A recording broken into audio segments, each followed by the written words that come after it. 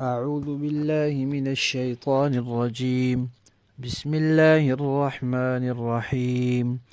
أتأمرون الناس بالبر وتنسون أنفسكم وأنتم تتلون الكتاب أفلا تعقلون. صدق اللہ العظیم. یہ پہلے پارے میں پہلے پاؤ میں سورہ بقرہ کی آیت نمبر 44 ہے، جس میں اللہ تبارک و تعالی یہ فرما رہے ہیں کہ کیا تم دوسروں کو نیکی کا حکم دیتے ہو اور خود اپنے آپ کو بھول جاتے ہو، حالانکہ تم کتاب بھی پڑھتے ہو.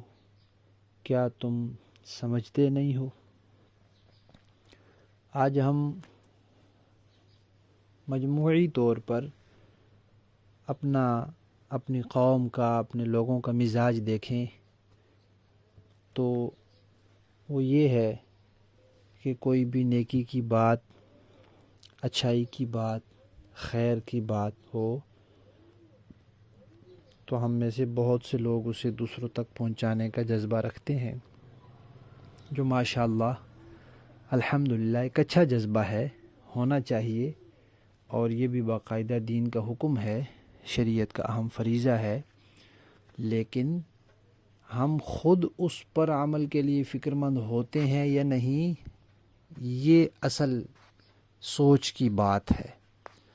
ہم نیکی کی کوئی چیز دیکھتے ہیں، ہم اس کا سٹیٹس لگا دیتے ہیں، ہم وہ میسیج آگے گروپوں میں اور دوسرے لوگوں کے ذاتی نمبر پر چلا دیتے ہیں. کسی کے پاس گنجائش ہو تو اس کا بینر، پوسٹر وغیرہ بنا کے کہیں نمایاں جگہ پر لگا دیتے ہیں. یہ سب کام تو ہم کرتے ہیں، لیکن وہ جو نیکی کی بات ہم تک پہنچی تھی، ہم نے خود اس پر کتنا عمل کیا، یہ سوال ہے.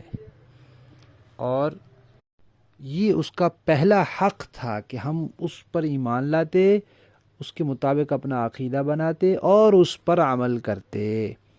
لیکن پہلا حق ہی ہم نے چھوڑ دیا اور دوسرے تیسرے درجے کے جو حقوق ہیں ان کی ادائیگی کی فکر میں لگ گئے، تو یہ عقل اور سمجھ کی بات نہیں ہے. عقل اور سمجھ کی بات یہی ہے کہ انسان یہ عزم کر لے، یہ طے کر لے، یہ ذہن بنا لے کہ جب بھی کوئی نیکی اور خیر کی بات مجھ تک پہنچے گی، میں سب سے پہلے خود اس پر عمل کروں گا. اللہ تعالی ہمیں اس کی توفیق عطا فرمائے.